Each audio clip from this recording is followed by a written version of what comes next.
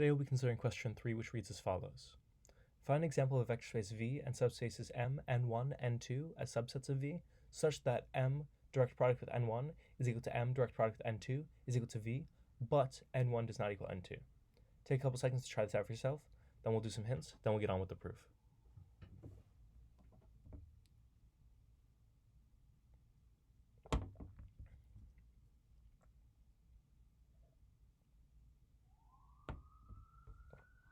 Alrighty then. So first for some hints, we'll recall the definition of direct products. Since the direct product of subspaces, we're not considering the exterior direct product, which constructs new vector spaces. Instead, we're just trying to consider subspace direct sums, which will give you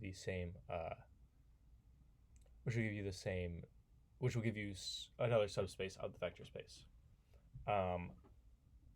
So for this problem, I'll also give you the hint to think geometrically. And since we're just considering vector spaces, it doesn't really make any sense to try out abstract ones. So some hints would be to use like very classic vector spaces that you're familiar with, like R2 or R3 or something like that.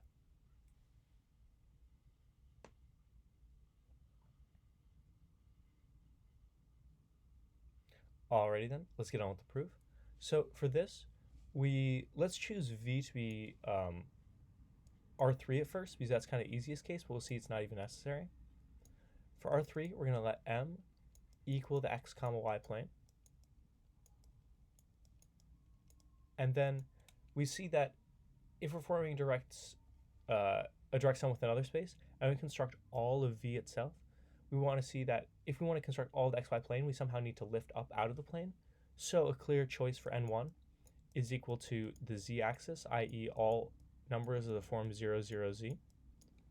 And that will simply give you that will be, if we kind of draw an image of it here, we see M is this plane down here. And then we see that N1 is simply this set that extends upwards. So direct summing those elements together will give you all of V. Now it needs to generate an N2 that also gives you all of V, but N1 not equal to N2. So that means there are elements in N1 and N2 that are not in the other. And with that, you use the idea that you just need to lift off the plane in order to actually get it going. So a very easy example is elements of the form t, 0, t. In that sense, we take along the x, actually let's use, if we let this be the x-axis, although we mess up the handedness of our coordinate system, or actually we let y be going backwards, then we see that any vector along this axis here, if you direct sum it with V, you can generate the entire thing. And the way you can check that is by checking the span of this is equal to all of V. And that means you can just give an explicit representation of any vector x, y, z in V, and that'll work. I.e. that if you have x, y, z, using the N1 decomposition, you simply let the element from M be x, y, and the element from N1 be z. And then for the, if you use the N2 decomposition, you let t equal z, and then you let the element from M be x minus z comma y comma 0. And then you see that when you add that to this vector, you always get back the xyz vector you started with no matter what. So you see the direct sum is the entire thing. And then you can check linear independence by saying that this intersects the xy plane only at 0, 0, 0, so they only have the trivial intersection, and the same for N1.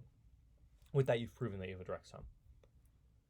Next, we'll actually see that there's an even easier case in R2, and instead of going through all the work there, I'm simply just going to draw it, which is take this, let this be M, let this be N1, and then let this vector this way be N2. In a very similar way, you'll see that these direct sums equal V, but neither N1 nor N2 are necessarily equal. With that, thank you for watching.